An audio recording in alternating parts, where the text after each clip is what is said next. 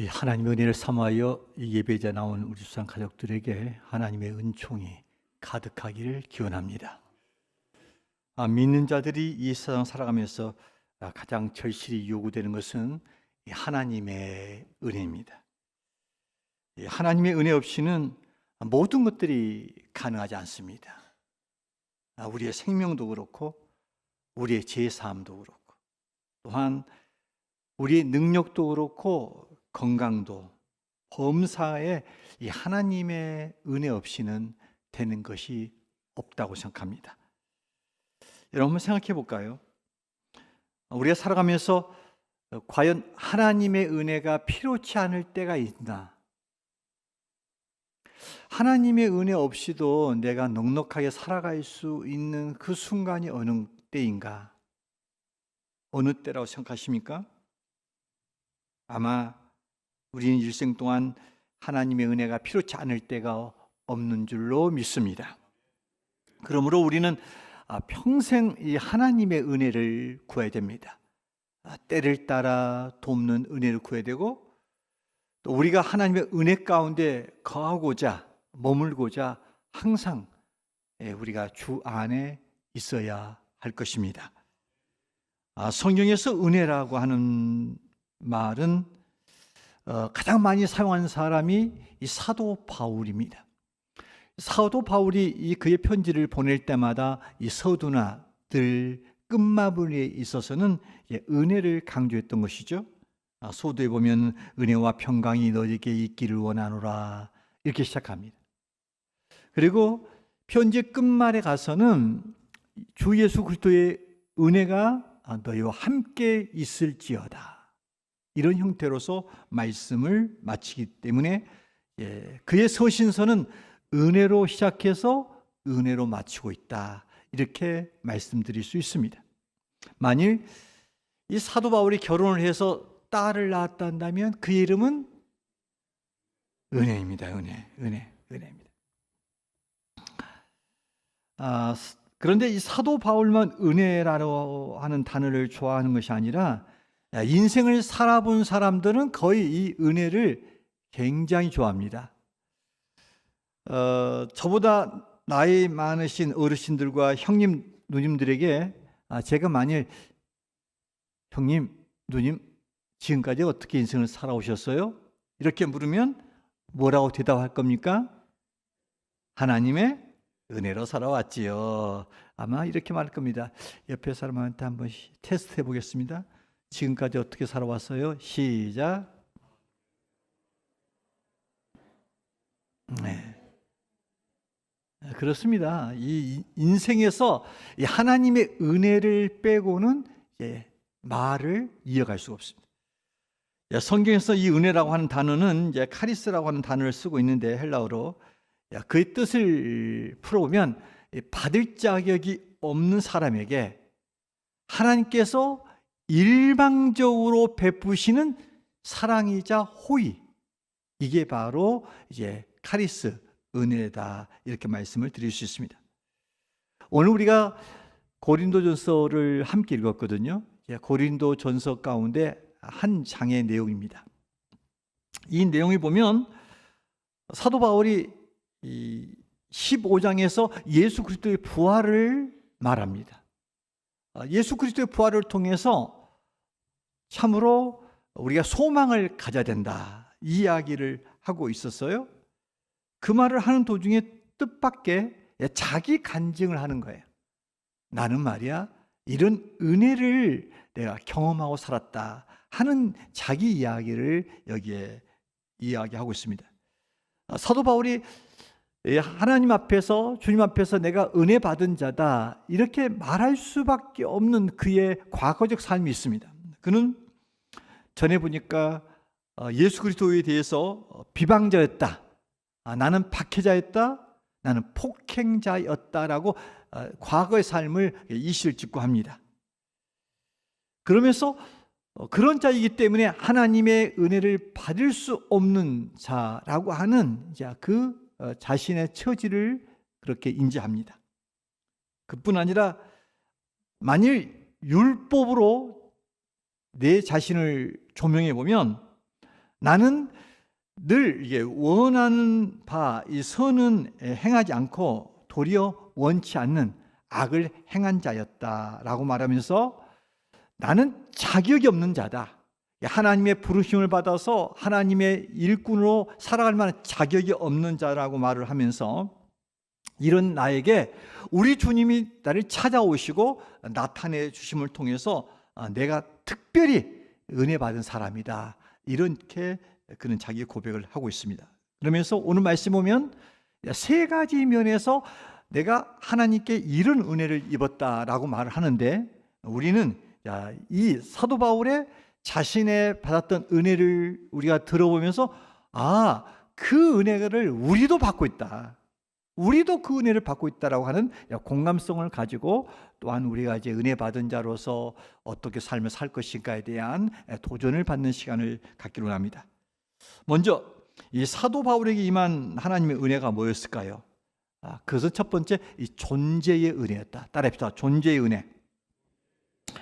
여러분 이제 10절 볼까요? 10절. 자, 10절 말씀 우리가 함께 읽겠습니다. 함께 읽을까요? 시작.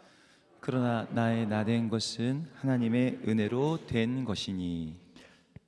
사도 바울은 이 하나님의 은혜로 나의 존재가 이루어졌다라고 고백합니다. 그러니까 내가 생각해 보니까 내 인생에서 오늘까지 역사와 과정 속에 이 모든 것들은 하나님의 은혜로 된 거다.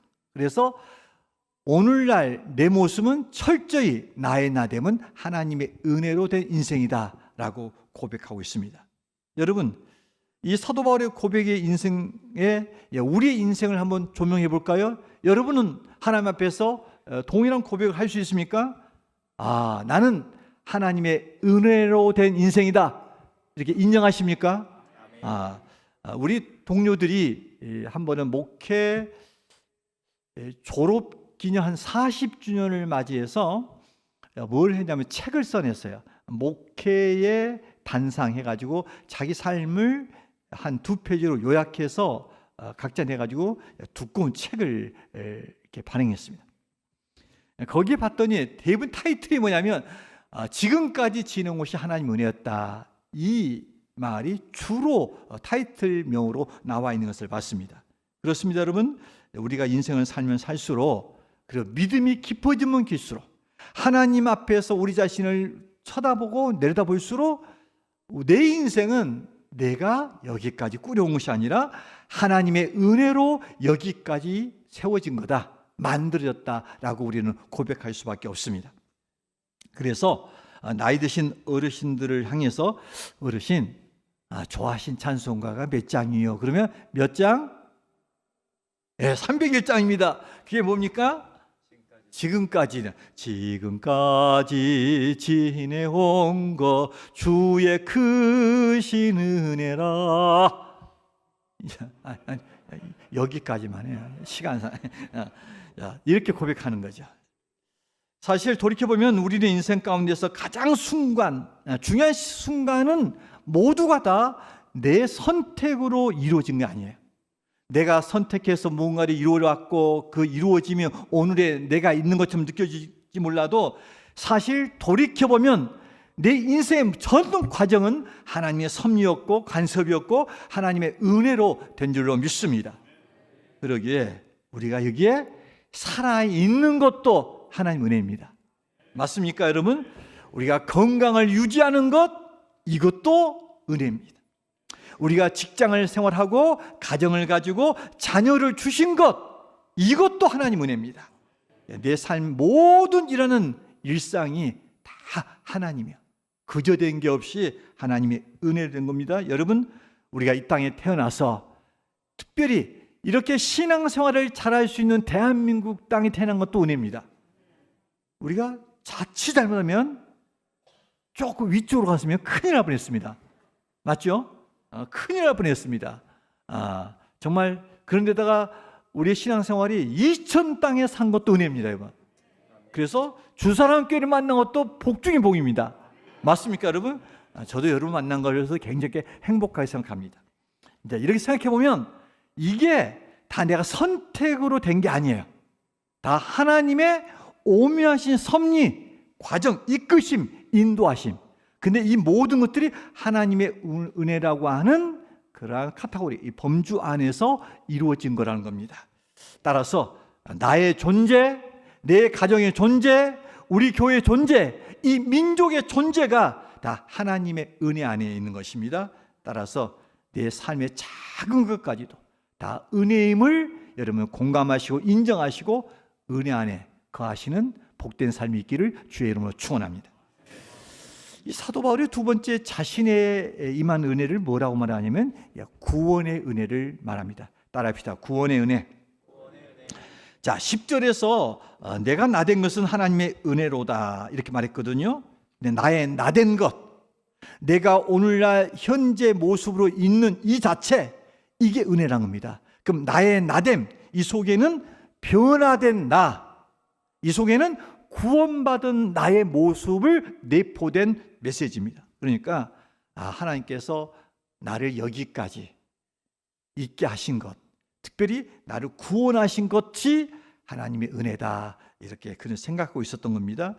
여러분, 이 부활하신 주님께서 이 사도 바울을 변화시키고자 그를 구원하고자 그를 찾아오신 모습이 이 8절 말씀이 나와 있습니다. 자, 8절 말씀 우리가 함께 읽을까요? 시작. 맨 나중에 만삭되지 못하여 난 자 같은 내게도 보이셨느니라. 여러분, 사도 바울이 그의 인생을 통해서 가장 큰 은혜는 뭐였을까요? 구원받은 은혜였다는 겁니다. 그는 이렇게 말합니다. 만삭되지 못한 자와 같이 부족함이 많고 내가 예수 그리스도에서 비방자요 폭행자요 박해자였음에도 불구하고 살아계신 부활하신 주님이 진히 찾아오셔서 자기에게 나타내 보여주셨다, 이렇게 말씀하고 있습니다. 여러분, 만일 우리 주님께서 이 사도 바울을 택하여서 또 찾아오지 않으셨단다면 그는 영원히 예수 그리스도에서 박해자요 비방자요 폭행자로 있을 수밖에 없을 것입니다. 그런데 부활하신 주님이 그를 만나 주셨거든요. 그를 변화시켜 줬거든요. 특별히 구속의 은혜를 그에게 베풀어 줬던 겁니다. 그래서 그가 거듭난 새 사람이 된 것에 대해서 그가 이렇게 그 은혜를 기억하며 감사하고 있습니다. 여러분, 이 사도 바울을 통해서 받았던 그 구속의 은혜, 구원의 은총은 사실 우리 모두가 다 경험해야 될 은혜인 줄 믿습니다. 그리고 어쩌면 이미 경험한 은혜일 수 있습니다. 여러분, 생각해 볼까요?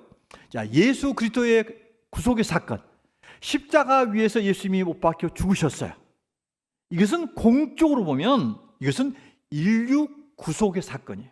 그러니까 하나님께서 세상을 이처럼 사랑하사 독생자를 보내셔서 구속하셔서 그를 믿는 자마다 영생을 얻게 하기 위한 공적 차원에서의 위대한 우주적 구원 사건이에요. 그런데 이 사건을 우리가 개인적으로 해석해 보면 어떤 사건이냐면 이 십자가 사건은 곧 나를 구속하기 위한 사건이었던 거예요. 그러니까 예수님께서 십자가에서 죽으심은 누구를 위한 죽음이었어요? 나를 위한 죽음의 사건이었고, 예수님께서 죽으실 때 나의 이름을 불렀고 나를 끌어안고 내 죄를 친히 담당하시고 죽으신 거예요. 그리고 3일 만에 부활하실 때는 그 가운데서 나를 다시 살려내신 거예요. 여러분, 확실한 것은 우리가 어쩌다가 예수 믿은 거 아닙니다. 정말 우리는 창세전부터 하나님께서 우리를 택하시고 우리를 지명하여 불러서 우리를 구속한 사건을 경험자라는 것입니다. 그러기에 이 구원의 은혜는 하나님의 은혜예요. 하나님은 실수하지 않는 사건이었어요. 따라서 여러분, 예수 그리스도를 우리가 나의 주, 나의 하나님, 나의 구원자로 마음으로 믿고 입으로 시인한 사람은 분명하게 뭡니까? 구원이 취소될 수가 있습니까? 없습니까? 없습니다. 히브리서 13장 5절 이렇게 말하죠. 내가 결코 너희를 버리지 아니하고 너희를 떠나지 아니하리라. 할렐루야. 여러분, 하나님은 구원받은 그의 백성을 어떤 상황 가운데서도 버리지 않습니다. 우리를 떠나지 않는다는 겁니다. 여러분, 그러기에 우리는 오늘 예수 그리스도를 진정 고백한 사람이란다면, 믿고 있는 사람이라면 오늘 죽어도 어디 갑니까? 천국 갈 수 있습니다. 천국 좋은 줄 알죠, 여러분? 눈물도 없고 고통도 없고 아픔이 없습니다. 여러분, 천국 다 가시길 바랍니다. 오늘 밤에 다 가시길 바랍니다. 제가 보니까 한 분만 아멘 했어요. 근데 여러분이 참 이 땅에 미련이 아직도 많아. 말은 믿음 천국 좋다고 하는데, 여러분, 이 구원이 얼마나 하나님의 은혜입니까? 만약에 구원을 어떠한 돈이나 공로나 선행으로 얻어진 거라 한다면 어떨까요? 우리가 많이 착해서 구원받았다 이 생각이 들면 어떻습니까? 우리가 죄를 지었을 때 구원이 사라질 겁니다. 우리의 열심을 통해서 구원을 얻었다 한다면 우리의 열정이 식어졌을 때 구원이 또한 상실될 겁니다. 그런데 구원은 그게 아니에요. 어떻게 해요? 믿음으로, 예수 그리스도를 믿음을 통해서 하나님의 선물로, 하나님의 은혜의 선물로 주어지기 때문에 한 번 받은 구원은 영원히 취소되지 않습니다. 하지만 우리 가운데는 구원을 받았어요. 그런데 그 감격과 그 기쁨을 유지하지 못한 상태에 있는 분들이 더러 있다고 생각합니다. 여러분, 만일 여러분 심령 속에 구원의 감격과 은총이 사라져 있단다면 이때는 비상대책을 세워야 돼요. 이때는 긴장하셔야 됩니다. 이 상태로 계속 가서는 안 되고 여러분의 생명이 위기에 빠지지 않도록 여러분이 회복의 은혜가 있기를 주의 이름으로 축원합니다. 만일 여러분 마음속에 구원의 은혜, 구원의 감격이 식어진 이유를 내가 살펴보니까, 진단해보니까 범죄야, 죄로 말미암아 구원의 은총과 은혜를 잃어버리고 있단다면 지금 여러분은 그 가는 길에서 스탑하셔야 됩니다. 그리고 돌아서야 됩니다.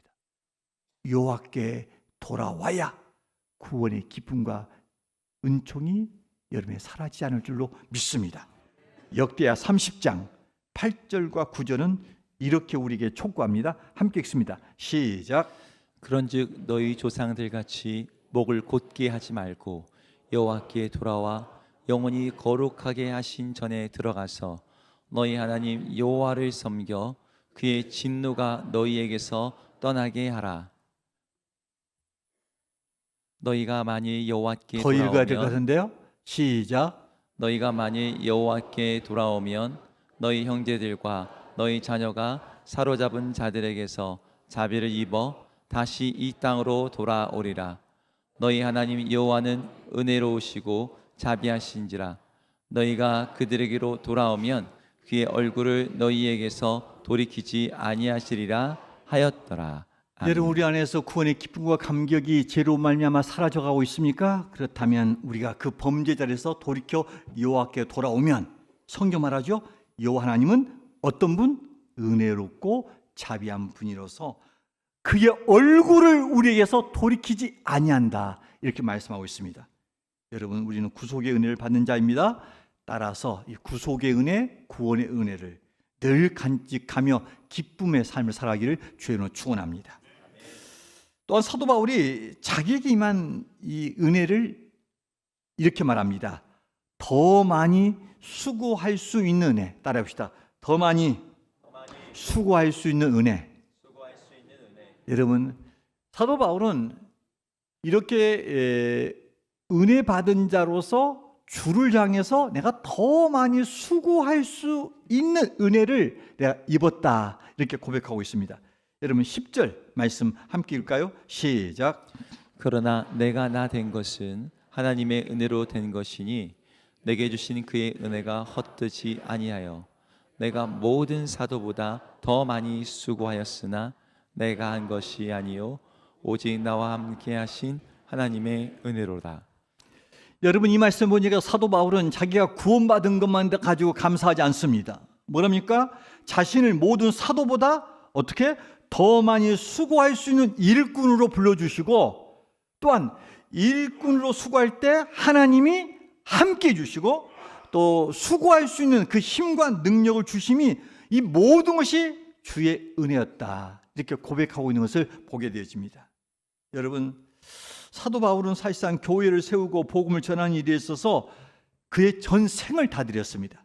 그 생을 다 드린다는 의미 속에는 그의 삶의 전 에너지를 다 쏟았다는 것입니다. 전 시간을 들였다는 것입니다. 전 몸을 들였다는 것입니다. 전 능력을 다 쏟아 부었다는 겁니다.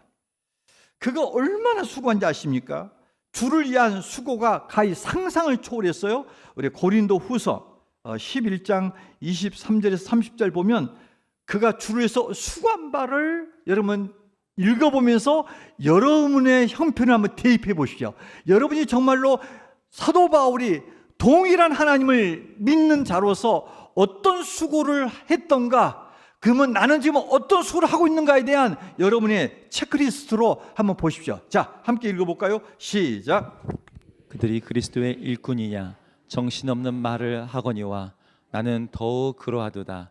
내가 수고를 넘치도록 하고 옥에 갇히기도 더 많이 하고 매도 수없이 맞고 여러 번 죽을 뻔하였으니 유대인들에게 40에서 하나 감한매를 5번 맞았으며 3번 태장으로 맞고 1번 돌로 맞고 3번 파선하고 일주야를 깊은 바다에서 지냈으며 여러 번 여행하면서 강의 위험과 강도의 위험과 동족의 위험과 이방인의 위험과 신의 위험과 광야의 위험과 바다의 위험과 거짓 형제 중에 위험을 당하고 또 수고하고 애쓰고 여러 번 자지 못하고 줄이며 목마르고 여러 번 굶고 춥고 헐벗었노라.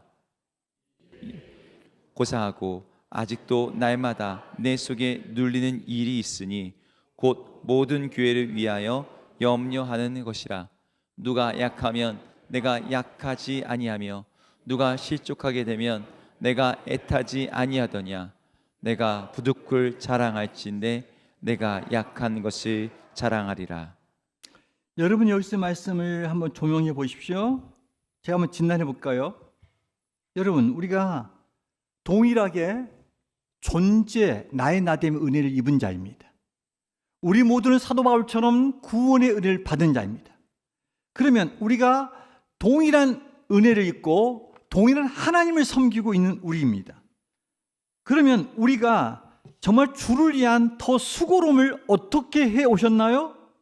오늘 사도 바울의 말씀으로 우리를 조명해 볼까요? 우리가 복음 때문에 주의 영광을 위해서 주를 위해 살다가 옥에 갇힌 적이 있습니까? 매를 맞아본 적이 있습니까? 태장을 맞아본 적이 있습니까? 돌을 맞아본 적이 있습니까? 아니면 정말 굶주림 가운데 처해 본 적이 있습니까? 강과 강도와 동족과 이방인의 위험과 시내와 광야의 위험과 바다의 위험, 거짓 형제의 그런 위험을 당해본 적이 있습니까? 주를 위해 살다가 잠을 못 자고 줄여보고 목마르고 헐벗고 춥고 그런 고통을 받아본 적이 있습니까? 그리고 교회를 위하여 염려하는 마음으로 잠 못 이루는 순간들을 경험해 본 적이 있습니까?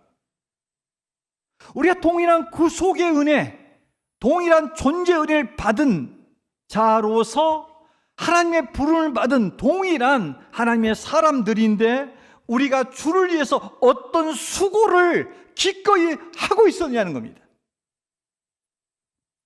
여러분, 바울이 믿는 그 하나님과 내가 믿는 하나님은 동일한 하나님입니다. 믿습니까? 이 하나님이 다른 게 아닙니다. 그러면 그런 부르심과 그 사명을 사도 바울을 받았단다면 우리도 동일한 부르심을 입은 자입니다. 여러분, 사도 바울이 지금 자기 수고를 쭉 고린도 교회에 말했어요. 왜 말한 겁니까? 이것은 자기 수고를 알아달라는 말이 아닙니다.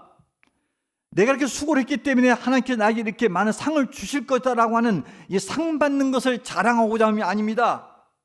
그가 지금 그 이야기를 계속하는 것은 뭡니까? 하나님의 은혜로 된 거다. 그러니까 나가 이렇게 하나님 일꾼으로 세움받고 선교 사역을 하고 다른 사람을 세우고 다른 사람을 세워가는 이 모든 것들은 다 하나님 은혜다 라고 하는 이야기를 하고 있는 것입니다. 사랑하는 여러분, 성경은 우리가 주의 일을 해야 될 일꾼임을 말해놓고 있습니다. 이게 우리한테 큰 도전입니다. 우리를 은혜를 받는 사람으로만 있는 게 아니라 여러분을 주의 일꾼으로 부르고 있다는 겁니다. 성경을 볼까요? 성경에 보니까 우리를 주의 사역을 위해서 지음받았다라고 에베소서 2장 10절을 말합니다. 에베소서 2장 10절 보니까 우리는 그의 만드신 바라 그리스도 예수 안에서 선한 일을 위하여 지음을 받은 자다, 이렇게 말하고 있습니다. 더 나아가서 성경은 우리는 사역을 위해서 구원받았다라는 것을 디모데후서 1장 9절을 말합니다.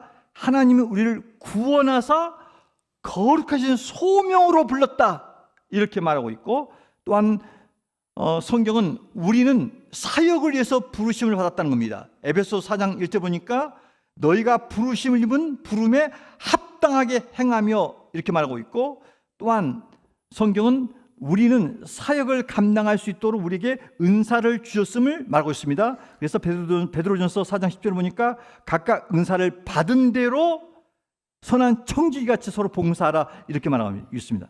그러니까 여러분, 우리의 은혜 받은 자의 삶은 은혜 받은 것으로 누리면서 끝나는 게 아니라 여기서 반응적 삶을 하나님 요구하고 있다는 것입니다. 그게 뭡니까? 우리를 주의 사역자로 지으시고 사역을 위해서 구원하시고 사역을 위해서 부르시고 사역을 감당할 수 있도록 은사를 주셨다, 이렇게 말하고 있습니다. 따라서 여러분 기억하셔야 됩니다. 우리가 은혜 받은 자로서 삶은 뭡니까? 바로 은혜를 베푸신 그 하나님께 우리의 삶을 드리는 겁니다.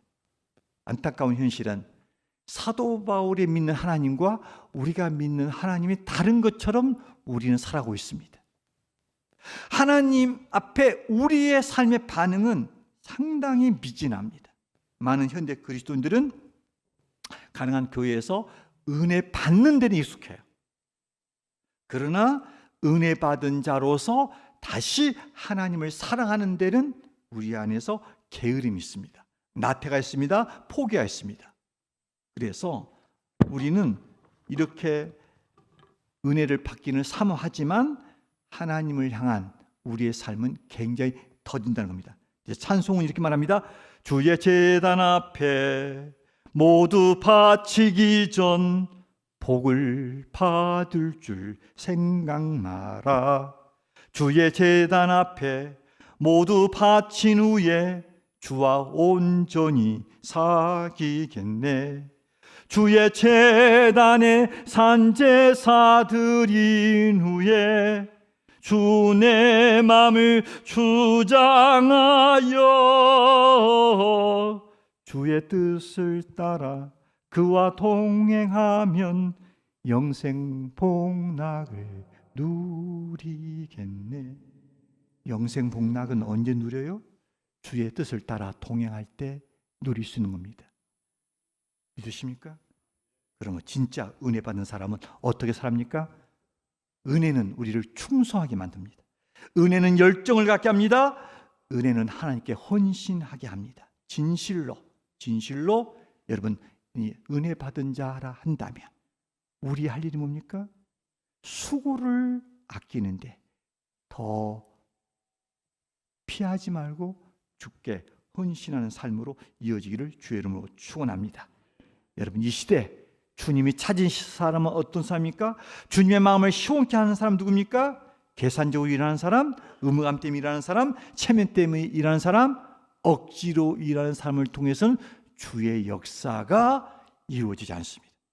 그러나 주의 은혜에 감격해서 내 자신을 주 앞에 올려놓고 충성, 헌신, 희생하는 사람을 통해서 우리는 하나님의 나라가 이 땅에 일어날 줄로 믿습니다. 여러분, 우리 모두는 하나님의 백성입니다. 근데 우리가 살아있거든요. 왜 살려주는지 아십니까? 이것은 우리로 하여금 이 땅 위에 하나님의 나라, 하나님의 영광, 하나님의 뜻을 이루기 위해서 우리를 여기에 있게 하시고 직업을 갖게 하시고 우리의 수입 있게 하시고 시간을 두고 건강에 주어진 줄로 믿습니다. 따라서 우리는 은혜 받은 자, 은혜로 가득한 내 인생, 이 인생을 자랑과 이 은혜 속의 동안에서만 머무르지 말고 이제는 그 자리에서 뛰쳐나와서 주를 위해서 어떻게 더 헌신하며 살 것인가, 주를 위해서 더 많은 헌신을 하고 수고를 하고자 하는 그 마음이 있어야 될 줄로 믿습니다. 여러분, 오늘 우리가 이렇게 사역을 작정합니다. 여러분, 왜 하는 겁니까? 우리 모두는 다 하나님의 백성이기에, 하나님의 몸된 교회는 소수 몇 사람들에 의해서 세워지는 공동체가 아닙니다. 교육자들에 의해서 세워지는 공동체가 아니라 몸된 교회는 에베소 2장 말씀으로 함께 연결하여 함께 아버지 집을 세우는 목적으로 오늘날 우리의 생명이, 건강이, 물질이, 시간이, 은사가 주어진 줄로 믿습니다. 그러면 우리 모두가 다 하나님 나라를 위하여 은혜 받은 자로서 충성된 사람으로 살아가다가 우리 모두 다 주 앞에 잘했다 칭찬받는 저와 여러분 되시기를 주의 이름으로 축원합니다.